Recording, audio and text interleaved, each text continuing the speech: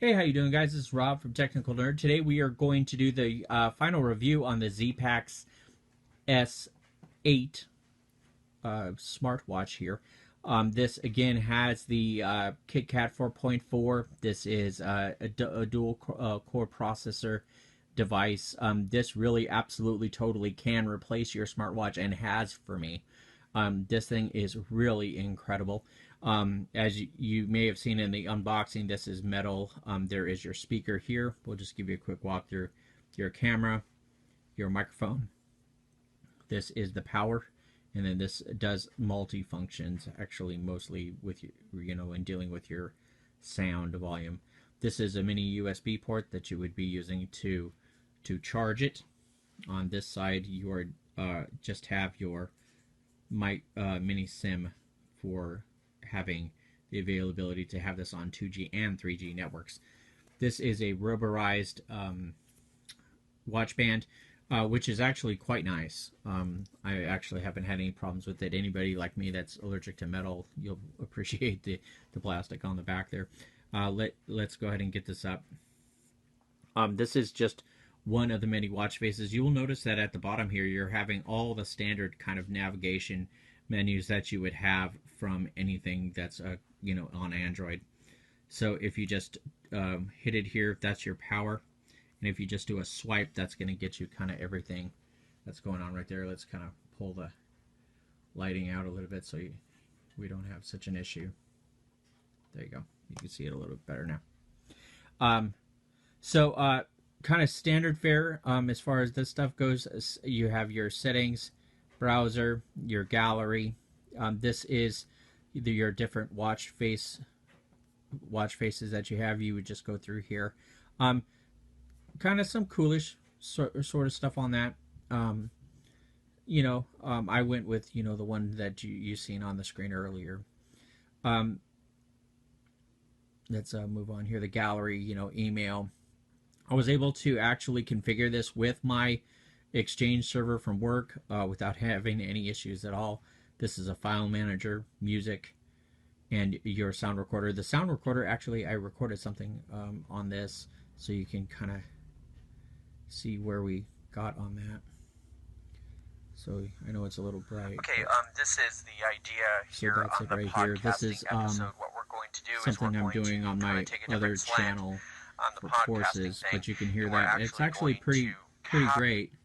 I didn't have any problem with it. I was actually quite startled with the quality of the microphone on this. It actually did pretty well. This is your clock, alarms, calendar, which actually again did sync with my Exchange, which was actually quite nice. This is the calculator. This is your availability to back up your downloads. Facebook integration, which I had no problem with as well. Gmail is actually integrated straight in on it. This is your Google settings, which would allow you to connect up and modify your Google account. Maps is on here. The Play Store is on here from the get-go, which is really pretty awesome compared to some of the other phones that were out, watches that were out. Search, your SIM toolkit, which allows you to modify settings on your SIM card. To do videos. There is a really annoying thing that happens right there. I'll talk about that in a second here. And then the rest of this stuff is just stuff that I kind of added on here, and that's where we're going to kind of go from here.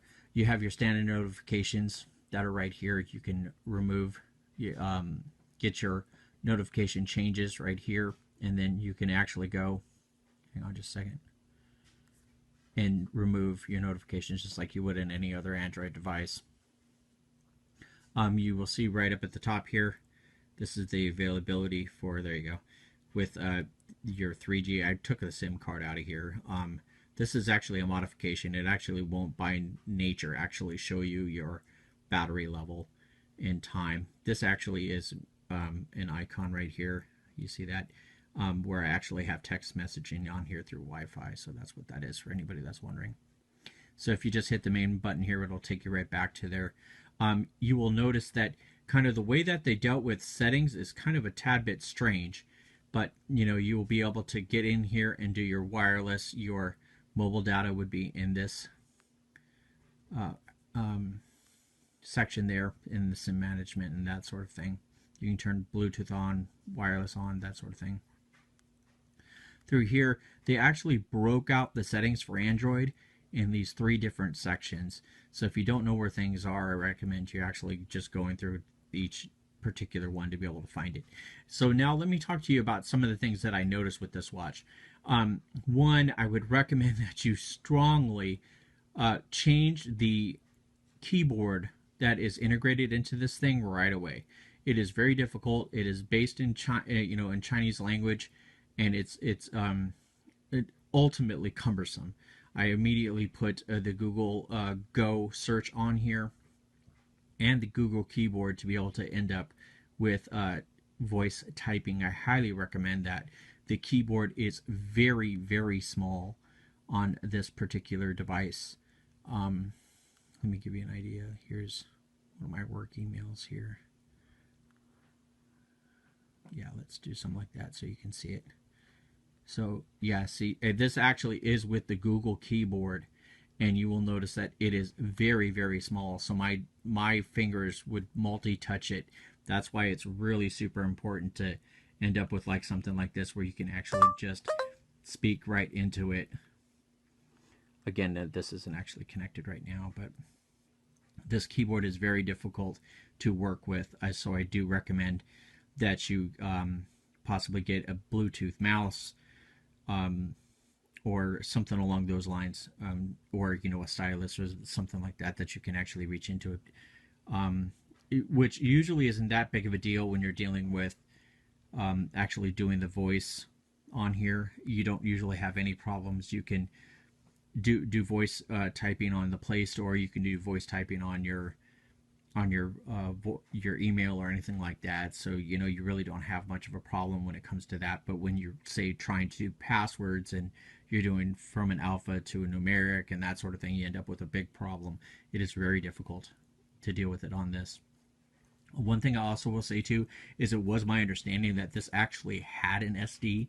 It does not, or at least this particular version of it does not have an SD card, which was a little bit of a down on me. I can tell you another thing that was very quite surprising by this is I put the SIM card in here from the AT&T network, got data right away. So data does work on this, which is really remarkable.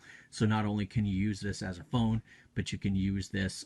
I've been able to stream on YouTube on this, Pandora, anything you can, just about anything that you would regularly use on your smartphone you can use here. One thing I will say though is as far as games are concerned, like here's a great example right here. Let's get this one to go here. I'll talk about that little thing right there that just happened too because it's really annoying. But like games, most of them are set to landscape, right? So you have to go like this to get the game to work. So it's that right there is really, really annoying. For some reason, this game isn't launching. I'm not exactly sure why, but maybe because my internet isn't actually working right now. But oh, there we go. So you see that right now, right? The other thing that's really annoying is if you have it at an angle, it will invert the screen, which is really stinking annoying. So now you do it like this, and it's going to flip, right? So that I've just said, you know what, I'm just not going to use a landscape game on here. I'm going to use something that has a portrait sort of configuration. You can install alternatives, which this does not have the regular stuff that you would regularly see in kind of the Bluetooth kind of tethering sort of phone. But you can put Fit on here if you wanted that sort of capability. I have been able to run podcasts. There's my Podcast Republic one. Games that are formatted in portrait without any issues at all. I was able to put Google Play services on here, which some people had said they had been having problems with. I did not have that problem with it. This is really remarkable. You have to really do keep in consideration the small form factor. This is a 240 by 240 here, so you are going to see possibly some scrunching on the screen. and that sort of thing. And that's just going to be part of what happens here with the screen format. There's really just not much you can really do about that one. But this is every bit of what you want.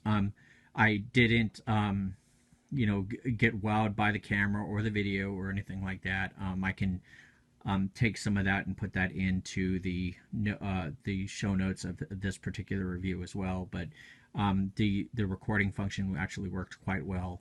And just about everything that you could regularly run in KitKat, you can run in here. So this really does have the capability of replacing your smartwatch, which again is just amazing. I got this for around $95, and I believe that included actually the shipping on it from Amazon.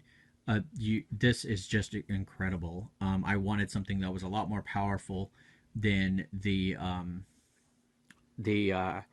other kind of Bluetooth sort of companion sort of things that are out there. This is definitely this is a standalone smartphone on a watch. Calls were clear. I didn't have any problems with them. It pulled my contacts from my Google account. It pulled my contacts from Exchange. I had no issues so far with this besides that screen rotation bit, which is it is quite annoying. Now, for some reason, you have to be really careful when you're doing swiping and such, because you can end up going backward, or you can click off of things and that sort of thing. So I've noticed that if you swipe in the middle, you're going to have a lot more success than trying to kind of swipe at the top or the bottom, because you may try to actually, when you put down, you may activate the program, and that is quite annoying. Also, you'll end up with these things see where that happened, where you would regularly want to actually move it, but what it'll do is it'll do that kind of screen rotating thing.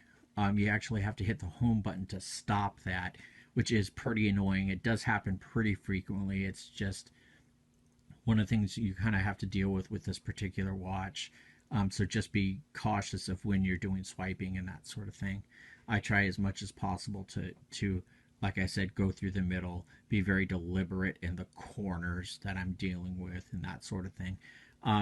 All of this, I have seen in other reviews, is all customizable as well. I haven't done that, and I haven't found any need for it. I thought the icons were fine. I thought the look was fine. I didn't feel like there was any reason to do that. It will continuously update the pages, when you install things, so you don't have any problems with that as well.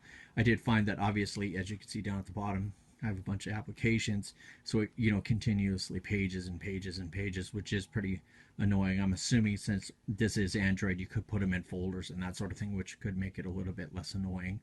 But great watch. Again, this is the Zgpax S8, remarkable smartwatch.